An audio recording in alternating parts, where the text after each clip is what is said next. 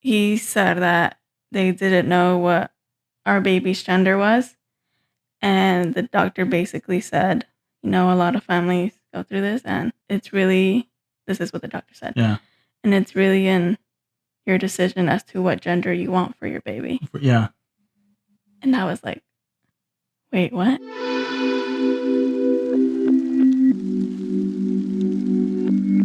All right. Before we begin this episode, I do want to point out some things. First and foremost, I still have not figured out the Spotify platform for the podcast. Well, I'm going to be real. I've been procrastinating on it, and I really just been having other things that I needed to focus on this past month. So it's just, I haven't really put my effort into it, but it's in the works. I promise it's coming. For right now, we are going to just record it and put it on YouTube, but be patient with us, and I promise we're going to have it. Right. Another thing that we wanted to bring up was future plans on the story of Abel. Yes. So I don't know if you want to address that. Yeah. So let's start with his Instagram first. We have been a little silent these past few weeks on his. Which is understandable. Yes, right. But we really, once we get in a better headspace and we are a little bit more down the road in this healing journey, we do want to bring more awareness to families that are in need and those who have medically complex children. We do want to extend a handout to that part of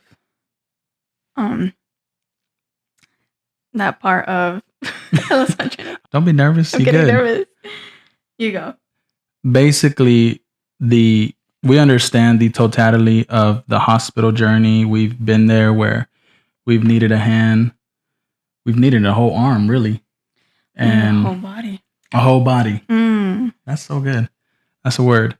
And basically, yeah, we had so much help from so many people around the whole world, which is like huge. And a way that we can continue the story of Abel is by bringing other stories similar to Abel. And that's the future for the Instagram account for the story of Abel.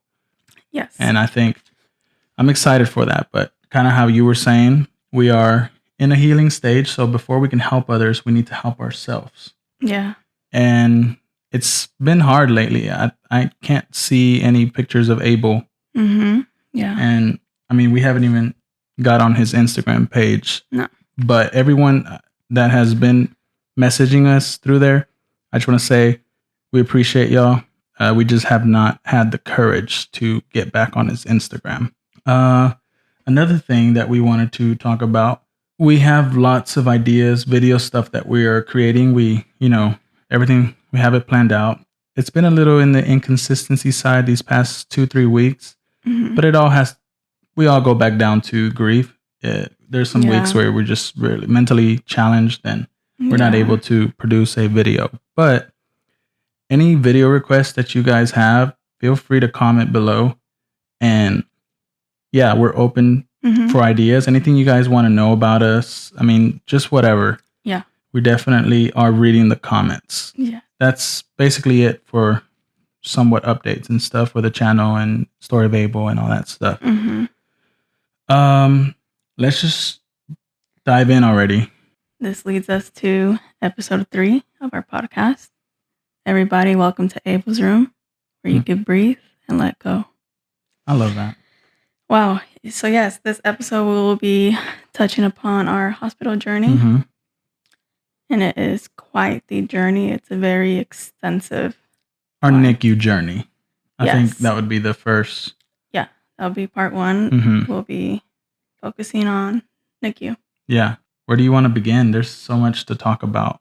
There is. There's so much to talk about. Okay. The last conversation we had was preeclampsia. That day by day thing. How long were you after you got admitted from that appointment? How long were you in the in the hospital until Abel's led. birth. Mm-hmm. Okay. Yeah. I was in the hospital for about a week and a half, being monitored for preeclampsia and the pregnancy in general. I remember a Wednesday morning. Wednesday morning. Oh gosh, we'll never forget that day. A Wednesday morning. Well, the previous days where I started to sense something was Mm-hmm. brewing up, and I kept complaining about being short of breath. But they just kind of didn't really address it. So that leads me to Wednesday morning. It was bright and early too. I was having a breakfast around 7 a.m. and the perinatologist comes Mm-hmm. in, Dr. Allaire. He is great. He comes in and does his daily ultrasound, and what he saw was fluid starting to build up in my lungs. And he took action and he said today's the day that Abel will be delivered. And how many weeks or months were you pregnant? I was 26 weeks, almost 27. It was very early on, and the doctors were very unsure of delivering Abel. And You were in the room by yourself, right? yes, well, my sister stayed the night with me, Okay. and Yeah. you had gone home that night, so you Mhm. weren't there when they told me. But just the sudden shock of today's the day. What was shocking about it? What did you feel when he delivered that? It's almost weird to say, but I mean, it's it's the honest truth. I felt almost a sense of relief because I was just feeling so sick at that point. So I felt relief, but also really afraid. Yeah. Really afraid. When he said that to you, did they take you straight back or what? No, so since I had eaten breakfast, Mhm. they couldn't take me back because you have to have an empty stomach, of course, and so they waited until 3:30, 4 p.m. Mhm. to do the C-section. Yeah. And so a lot happened from that moment around From 7 that time. a.m. to 4 p.m. And From 7 a.m. to 3:30, 4:30ish. What was running through your mind before, during that whole time? a lot. Well, one is Abel going to be okay? Am I going to be okay? Um, am I going to recover from this preeclampsia? Is this really happening? Yeah. Almost like you're in a state of shock, but all these questions are coming up to your head. Mhm. But really, you're not really focused on the things that are going on. It's like a time lapse and you're staying still. Mhm. That's the best way to describe it. Wow. So like, one, you couldn't breathe. You were Mhm. having respiratory issues. Yeah. You were swollen. Yes. And then you have all these things running through your mind. Am I going to survive? In that moment, did you think it was as severe as they mentioned? The preeclampsia? Yeah. In the state you were, not mentally, but medically speaking. Did you think? Not fully. I know how I felt, and I felt really horrible. But not until the Yeah. anesthesiologist came in did I realize it was very serious. Because I almost felt like it was hard for you to describe how, like, you were almost unheard Yeah. by how you felt, and I could see it in you. You were kind of like, does anybody see how I really feel? Mhm. And yeah, so Yeah. It was very traumatizing, to be honest with you, because I did feel unheard, and at the same time, I didn't know how to describe how I felt because it was such an odd feeling. Mhm. My chest was hurting, was really swollen Yeah, everywhere, yeah. shortness of breath. It was just awful, to be honest. Yeah. How did you feel when you got that phone call from me? Well, when you said it's time, I honestly, I never really thought about prematurity Mm.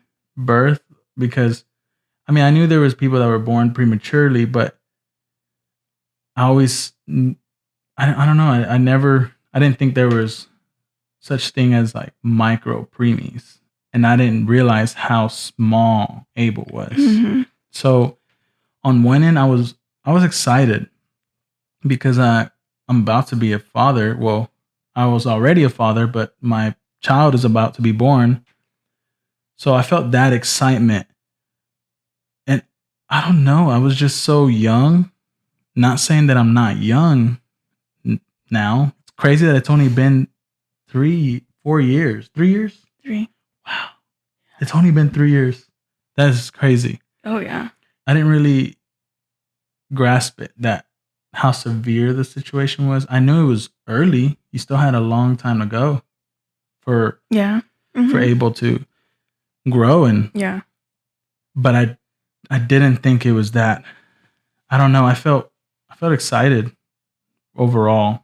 I think, like I said before, we were so young that we were just innocent about it. Mm-hmm. We didn't think it was.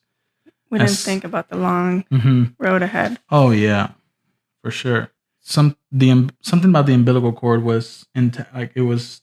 Yeah. Well, there wasn't enough blood flow going through the umbilical cord. Yeah, yeah, and that's why he did not Grow at the rate that he was supposed to. Yeah.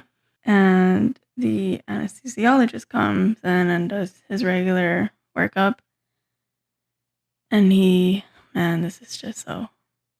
He comes in and says, we're going to have to put you under general anesthesia, just knock you out completely, and we want to keep you asleep for 3 days. Yeah.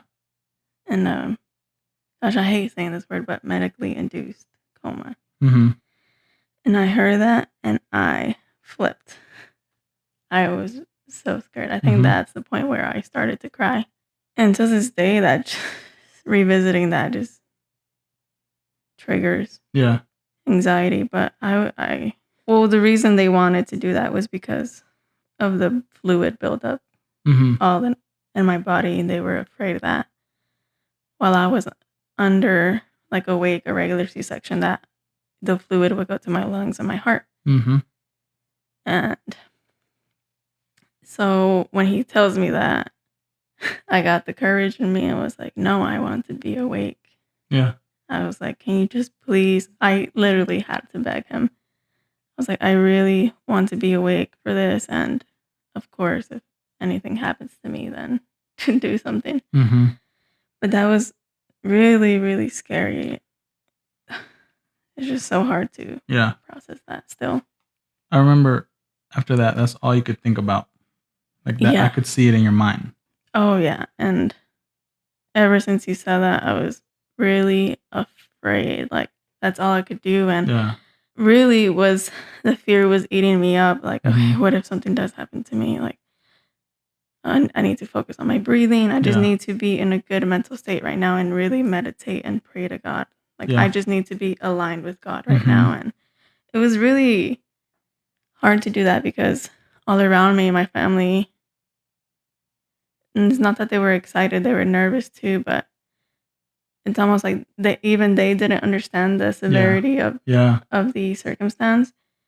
So, some people were laughing a little, and then I didn't take it the wrong way, but I was like, please, like, I just need prayer right now, and I need to be comforted, and I need to be in a good state of mind before surgery, because that's when, it's going to happen. I can't even imagine that. Like, even me, myself, in that moment, I felt heavy burden, but it still wasn't compared to what you were feeling, because only you were going to walk through that pain. And I would, as a father, as a husband, I would never know what preeclampsia feels like. But just seeing it, I could tell it was it's traumatizing. Yeah. I remember going into the surgery room, they only allowed one person Mm-hmm. because it was a different type of delivery. Well, no. It did allow, I think, no, I think it was just one person. Yeah, just you. Yeah, because it could have gone left quick. Yeah. And Thank God. I remember I was very nervous sitting there. I still did not fully grasp how severe it was, even in that moment, because I yet had not seen Abel. I just didn't think he was going to be as small as I pictured. Yeah. So as we're there, I feel excitement, scared, don't know what to feel. I don't even know what feeling or emotion to really hold on to. I said, God, only you. I'm trusting you. It was so much going. I still even when I close my eyes, like I can still be in that room, that moment. I can still see everybody's faces looking down at your face and the All the noises. noises. But one noise I'll never forget, when Abel came out the womb. Abel, we didn't experience the newborn crying, excitement. I mean, they had to take him quick. Yeah. But one noise I'll never forget is the moment Abel was born. I heard worship music playing, and it was so, I can't even to this day. I don't know what song it was, but I remember in that moment, worship music started playing, and it was the most beautiful thing ever. And yeah, Abel's out. I'm having to make sure both of you guys are doing fine, and I don't even know how. Like, everything's just started hitting me after that because so much information was being tossed left and right. So after that, they put a breathing tube on Abel. They take him to the NICU, and I remember I think I walked with them to the NICU, and then I went to where they had you. How did you feel knowing that you weren't able to see your own child that day? It was hard because I had to, a lot of things on your mind. So you're just overwhelmed. One, with your physical pain that you're in. I was in a lot of pain from the surgery, and two, still trying to remain calm and try not to focus on my numbers, but still focus on my numbers. Yeah. Two, Abel, how is he? Is he okay? Where is he at? When am I going to see him? How long are we going to be here? Yeah. Three, Alfredo, is he okay? Has he ate? I don't want him to pass out. Dang. So yeah, just a lot of things that I was overwhelmed with. And then the ICU, it's scary in general, just spending the night there. Did you feel more excited than scared though, or the other way around? That's a good question. I think I felt excited. Like you mentioned, we were a little bit naive and didn't really consider. We didn't know what we were going to go through. I mean, we didn't know anything at all. We had the innocence of, oh, our baby's here. Yeah. And that's all we really focused on. Mm-hmm. That's really all we focused on is our baby's here, and okay, he didn't come the way we thought he would, but he's here. Yeah. There's so much like happening in my mind right now because we're revisiting everything. Yeah. So I do apologize if we're kind of all over the place, but something that just came into mind. I remember when they were doing the C-section, one thing I remember is hearing there was so much water that came out of you. I mean, I promise you, it sounded like a waterfall. Like I could just hear and I remember them jumping back like, oh snap. Because there was so much. And I remember just looking, just a quick glimpse because I could not handle all that. And I just seen like on both of your sides so much water. But I was reminded about what's that scripture about? Out of your belly will flow rivers of living water. Wow. Going into the ICU, I think that was something that we went in that moment that no one knows about. The conversations we had. We've never talked about this. This has been such a sensitive topic for us. Yeah, very sensitive topic. And I want to bring awareness to it because it's real. it's real. And a lot of families probably go through this and feel excluded. Do you want to say, like, talk a little bit about it? Yeah. And when we were in the room, just to... Yeah, so the night of a few hours have passed by, and the NICU doctor comes in. That's the first time you've seen him, right? Yeah, that's the first time we met him. So he was introducing himself, updating us on Abel, and he kind of hit us with the news that we didn't even know was... Right off the bat. Yeah, that we didn't even know was possible. Yeah. And man, and he tells us we came upon a situation with Abel. Well, Abel didn't have a name then. We didn't know. Basically, he said we don't know if it's a boy or a girl. Yes, because his genitalia wasn't fully formed. Yeah, the diagnosis is ambiguous genitalia. Yes, which is an unknown genitalia, and Abel was very tiny for its 26-weeker. Oh yeah, very tiny. I think he was even smaller. Yeah, he was smaller because at 6 months he would have been bigger. Yeah. So the preeclampsia had happened to stop Abel from growing.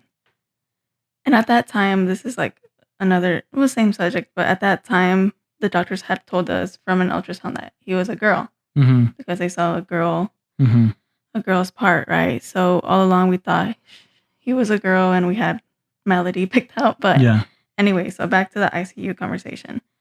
He said that they didn't know what our baby's gender was. And the doctor basically said, a lot of families go through this, and this is what the doctor said. Yeah. And it's really in your decision as to what gender you want for your baby. Yeah. And I was like, wait, what? Yeah. Because I will say one thing, we did genetic testing for Abel when they test for any chromosomal genetic mutation. Is that how you say it? I think so. Yeah. And his blood came out positive for boy. Yeah. So his blood said boy, but the ultrasound said girl. But that's a visual diagnosis. Right. And you can't compare that to an actual blood DNA test. So his DNA test was boy, just to clarify that. Right. But the visual of his genitalia was unknown. At the time. Yes, at the time of his birth. I think him delivering that at the timing when it just happened, which, they're doctors, they do this. This is their normal. So I can't, crucify him for saying it right there. Right. But it was very hurtful in that time. And then you got family in the waiting room excited. Oh, it's a boy. Like, the family thought it was a girl still. Yeah, because that's what was told before that. Yeah. So now they told us they don't know. Yeah. So now me and Brithzy in that room, having this conversation within us. What do we tell our family? Yeah, because the doctor basically was like, the DNA is a boy, but the physical, we don't know. So it's really up to you guys to pick the gender of your baby. Yeah. And then it was a very confusing moment. And as a father, that made me feel insecure because how can you tell me he's a boy, but he's not? Or his physical doesn't say he is. Yeah. And that really hurt me, like, to the core. And I just remember, I don't know. I don't know how to tell anybody. I don't even know what to tell myself. And so even saying, well, if you guys, he could be a girl right now, and if you guys want him to be a boy later, you can. And I said, no, that's not God. God does things when he finishes what he starts. Yes. In that moment, very hard, a hard diagnosis that we received. It's one of the most difficult diagnoses that we have encountered. We kept telling the doctor, but what does his blood say? What does his DNA test say? Mm-hmm. Like, he's a boy. And I'm like, okay, he's a boy. Regardless of what his physical says, Yeah. I know he's a boy. Yeah. And, and we had to keep in mind when Abel was born, he was not developed at all. No, his eyes were still fused shut. His mouth was still not fully formed. I think even his anal was not even fully formed. You got to think about this. These babies, these premature babies, when they're born, they develop outside the womb, and it's not meant to happen that way. It's not. No baby should go through that. No family should go through that. And yeah, that's something I feel relief talking about it, but it's even still in this very moment very hard to talk about because it's something that we've always felt insecure about. There was a solution to it, and it was obvious that he was a boy as he grew, as he got older. But in that moment, it's like, well, when a doctor tells you they don't know, what do I say? Yeah, and it's like, what do you mean my baby was born premature? What do you mean he's in the NICU? Yeah. On top of, what do you mean? Yeah. You don't know his gender. So many, because so many diagnoses. Yeah. And then, but this one was so like heavy in that moment. You literally just came out the surgery room. Oh yeah. We want to bring awareness on ambiguous genitalia. And I feel like the more I say it, the more freedom I feel. But it is something that parents go through, and it's very hard. We don't talk about it because it's hard. Yeah, it's a very hard, sensitive topic. But seeing him develop outside the womb, you cannot tell me that God is not real. Yeah. Oh. And I will say this as well. You can't say that the medical team is not amazing at what they do. I know for a long time, there's always been this separation with God and science. God and science. Why not bring them together and just say there's amazing science, but God is over it all. And it just, it's always been a separation. But I just want to say, seeing Abel develop outside the womb from all his body parts and everything is just incredible to see. Dang, we're not even in the NICU. Like, we haven't even walked in, and we're already like, what, 30 minutes in? 40 minutes in? We haven't really dived into. We might have to do a part 3. Probably. A version 3 of a part. Yeah. Yeah. At that time, obviously, we didn't know Abel was a boy, and we had a girl in mind all the time, and we didn't have a name for Abel. We came up with the name on the third day after his birth. It's a few days after. Yeah, it was definitely not the day of. No, but we spent a lot of time, and that's another story. But let me put y'all into perspective.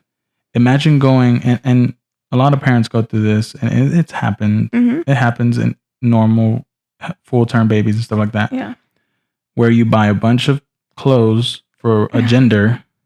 Everybody buys you clothes. You have everything pink or blue or whatever. And then you get the news that this is what it is.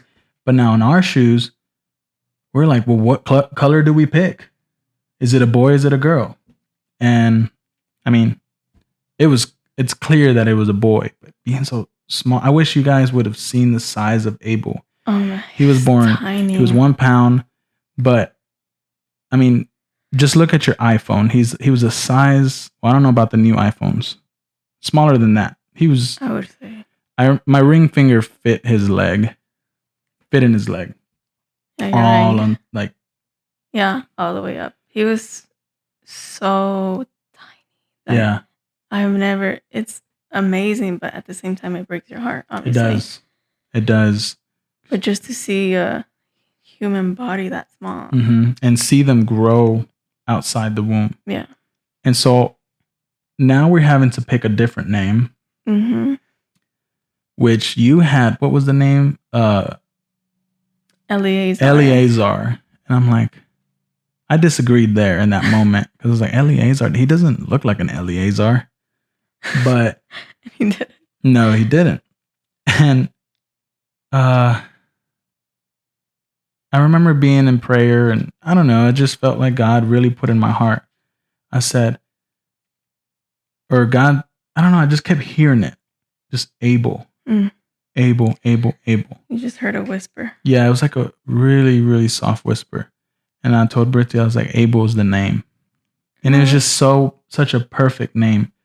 And not realizing Abel having chronic lung disease, the name Abel in Hebrew means breath, breathe, the breath of life. Like, wow. So good. And God is so strategic. yeah. In that moment, we didn't know what that name meant. We didn't even look it up till maybe a month or two later. Yeah. We didn't know. And so I'm like, that makes sense. The reason why Abel's name, or why he's Abel, is because God is breath. Wow. And so without his breath, we're nothing. Mm-hmm. And so that's why even the hashtag God is able, it was never intended to that literally God is able, our child. It's not that that's who God is. It's God is breath. God is able. And wow. That's so good. It's so prophetic. And so that's how we came up with the name. We're going to find a stopping point. Yeah. But before that stopping point, I want us to stop once you're in the room with Abel. Yeah, the day I met him. The day you met him. That first time you're in that wheelchair, just picture yourself, you're going through the NICU. How did you feel as they're taking you down to the NICU and you're making your way there? I had butterflies in my stomach. Yeah. My heart was just. And then we enter the NICU and I'm like, what are all these rooms? What are all these boxes that they put babies in? What's all these noises? Like, what does everything mean? Yeah. Who are all these people? I mean, I get they're nurses, but yeah. And then I'm like, okay, where's his room at? All the way at the end. All the way at the end of the hallway. We walk in, it's dark. He has a blue light on. Mm-hmm. And my first thought was, oh my gosh, he's so tiny. Yeah. Like, I hadn't seen him. Like, I didn't get to see you him never saw him after the C or during the C-section. So I didn't even know what. I mean, his eyes, his mouth, his nose. Does he have hair? Where is it all at? Where's everything? So I saw him and I'm like, wow, he was inside me. I'm at the same time amazed of like, wow, this baby was inside of me. Yeah. But at the same time, I was afraid to even touch him. Yeah. The nurses were like, oh, you could do comfort touch. And I'm like, I don't think I want to. Like, I'm scared to hurt him. Mm-hmm. And I remember I ended up touching him. And his skin just felt so different from ours, obviously. But even from a regular baby, he felt so fragile, but so strong at the same time. I was just mind blown at the same time. Yeah. But he was tiny. They had his eyes covered with the little blindfold. And the tiniest diaper that didn't even fit him. And that was the smallest size they had. Yeah. And it did not fit him. And all these cords that you see that you don't know what they're for. And this monitor that's reading his saturations that you don't even understand. Yeah. Do you remember what that nurse told us as we walked in? And the very first thing, or one of the very first things she said was, it's going to be a long journey. Or what? Yeah. She did. It's going to be a long journey. I just felt like in that moment, God was speaking to us and saying, it's going to be a long journey, but I'm going to be there for y'all. And you guys are so young. You guys don't realize what you guys are about to go through. And I even still now think to myself, wow, when I would look at Abel, I never even fresh, out the womb, I never imagined how much he really was going through. in that moment. Yeah. And I didn't think we were going to be in the hospital that long. Yeah. Never thought it would be as long as we imagined. Like sitting here now, 3 years later, going back to then, I never imagined where we would be at this very moment. And like at the same time, like going back to that innocence we carried, and we really did think, because he was born in April and the original due date was in July. Yeah. We honestly did think we would leave the hospital by July. Yeah. Like he would grow and he would be fine by July, and we would just go home and never turn back to the hospital. Yeah. Wow. I think we're going to have to make 2 parts into this, because we still have to speak about the whole NICU. The NICU, how long we were in the NICU, the late nights, the doctor reports, the Mother's Day news that you just recently put a blog about. There's so much to it. The loss of friendships. I mean, there's so much into it when we got transferred to Atlanta Children's Hospital, because that's another part. Another part that the whole Atlanta journey. That they were running out of options with Abel. I mean, every day was they're still trying to figure it out. Wow. We still, to this day, like I want to make sure we cover everything and to really have an understanding of our journey. Yeah. And also not even just the NICU journey, but after we got out the NICU, we honestly thought that was it. Yeah. And we still ended up back and forth at the hospital, new diagnosis, new doctors, new so everything. Much. We just really do want to be so really elaborate on this whole hospital journey and up until the Abel's last hospital visit. Yeah. So wow. We appreciate you all, and thank y'all for just listening to us. I know it's a long video, but just thank y'all for just listening. And we hope to encourage you all, and be patient on that Spotify and all the other podcast platforms. I promise I'll make it happen. And yeah, so if you're new to this channel, subscribe. And if you've been here for a minute now, we appreciate you all. We appreciate your time. Yeah. And even if you don't subscribe, just thank you for your time. We genuinely mean that. And continue to pray for us. We'll continue to heal. And we know that God is in control. We love y'all, and we'll see y'all again at Abel's Room podcast. Goodbye.